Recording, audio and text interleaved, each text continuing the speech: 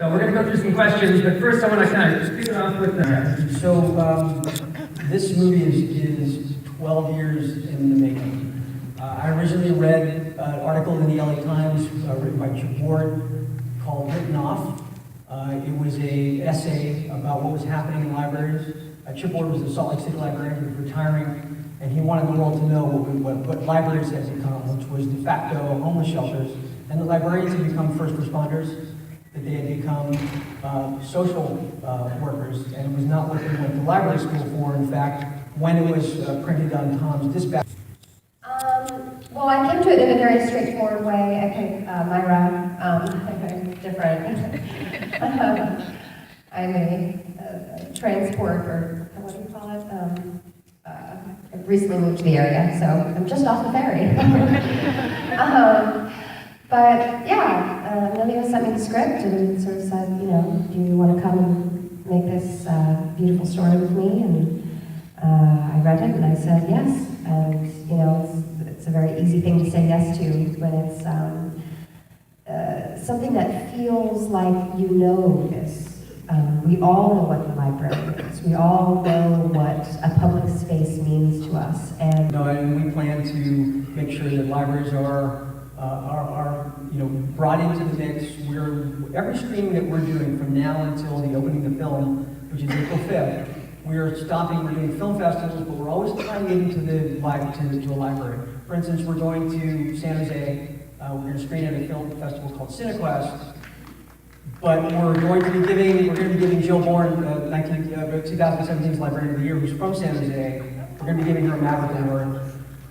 So that sort of, libraries are always going to be a part of it. Moving forward, we expect libraries to be our partners to make sure that it's widely seen. And ALA has been terrific. Cedar Rapids, Iowa. Thank you. It was.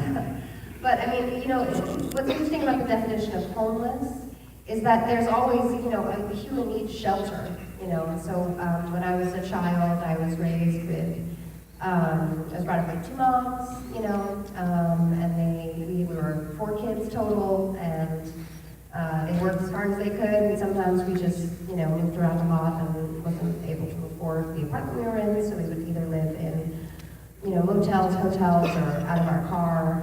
Well, it was one of the places that my folks would just deposit me as a kid. It's better than small, come on, that's good folks. And they knew that it was safe. And I would get lost in the stacks. And I would research, 10, 11, 12 years old, we call it research now. I was just wandering. But to have access to all of that information, I just was, I was truly a kid in the library store. So I grew up in libraries. I have not experienced homelessness, although I grew up with a very active father who, when he was named mayor of our city, he proclaimed the community a nuclear-free and a homeless-friendly zone. And soon thereafter, Rush Limbaugh sent a busload of homeless people to my parents' home.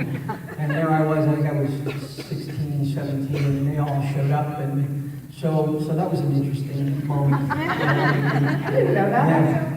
But, you know, I think, and the film is really informed by, I have to give my father a lot of credit. The film is informed by his 66 arrests with nonviolent civil disobedience, and he, you know, the things that he was arrested for were homelessness issues, anti-nuclear issues, and immigration issues, and thank God we've solved all of those.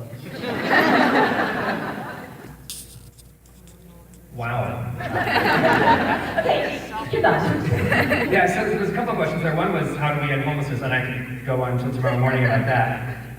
But so let me give a slight variation of that though. A lot of times I get asked by librarians, you know, you taught us how to work with homeless individuals who might struggle with the rules. How do we deal with the non-homeless individuals who are getting pretty ornery about people without shelter being near them? And basically what I tell people is 2 things. One is to kind of call attention to the inappropriateness of that question with the idea of, you know, hey, we're a library. We take very, very seriously our role to democratize public space and be available for everybody. But then follow up by saying, and we take very seriously that kind of everybody has to follow our rules, and we take those seriously, and we're going to enforce them.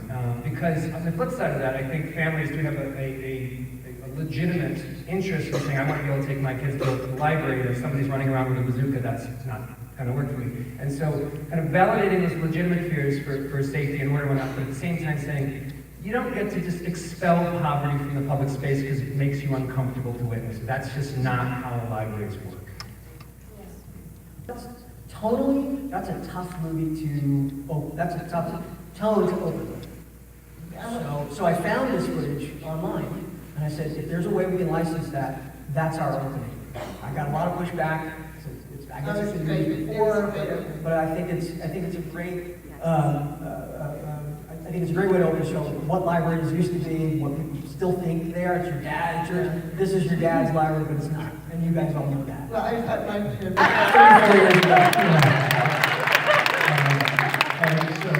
Thank you for that. But I just also want to know, how fun was it to make Christian Slater play how long did you make him stay there before It you was said 11 that? degrees then. Before you said that, how long was it? And he didn't want to rehearse it, but we needed to get his mark. We needed to line him up for the camera, and he assumed we were shooting. It was the only time we've done 3 movies together. It's the only time he's ever been upset with me. Well, I mean, I think you would have to ask each one of them individually. I mean, I'm assuming that they responded to the script and they liked what the story had to say. And, with independent film, there's never enough money and certainly never enough time. We shot the film in 22 days, so there was a lot of ground to cover in that short span of time. But I don't believe that any of them would have laid out on the street and on the cement or participated had they not been passionate about what we were doing, what we were trying to say with the film. Yeah, and as we're all familiar with, one story can change your life. Yes, And it's a combination of Universal and Greenwich Entertainment. Greenwich, if you've seen the movie Free Solo, the climbing documentary, they've just had this enormous success with that film. They're going to be doing our theater bookings and our distribution. Universal has come aboard, and they're basically supporting us, supporting all of our efforts, working on a new campaign, a new poster, all of the things that this film being the engine that will support us moving forward. So April 5th, we opened in JJ, where's JJ? 15 to 20 markets? 20 to 30 markets we'll start, and then the second weekend we'll open up, we'll broaden out from that. But again, in success, we'll add theaters. So I'm going to go back to that grassroots and that make some noise. If you like the film and you talk about it, that will inspire exhibitors to book the film. In place are real questions, including the very last question, which is, I'm looking for a miracle. Can you help me find one? They all exist online, and also in polling librarians that I spend time with, I would say, give me a list of the strangest questions you can ask. We cast, I think, close to 30 actors. You only see a quarter of them, because it just kind of went on and on. You would have appreciated it, but again, it's, getting that movie down to that dateable length. Perhaps.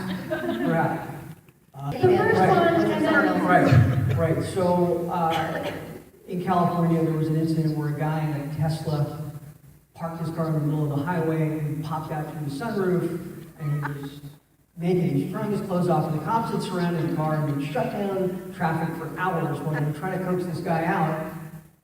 And he was naked, and the cops didn't want anything to do with it. The guy was pulled over by police, and he was running down I-75 completely naked. The cops didn't want anything to do with him. So I arrived at a place at the end of the film where I thought, how do we diffuse the situation? I've watched people walk out of the movie at the end thinking, or to themselves, I can't watch this. They're all going to get their heads open. This is all going to end very badly.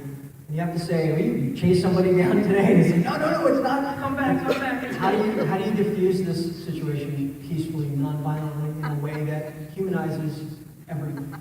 And I thought that this was the only way to do it. And I knew the cops didn't have anything to do with it. They still laughed. too.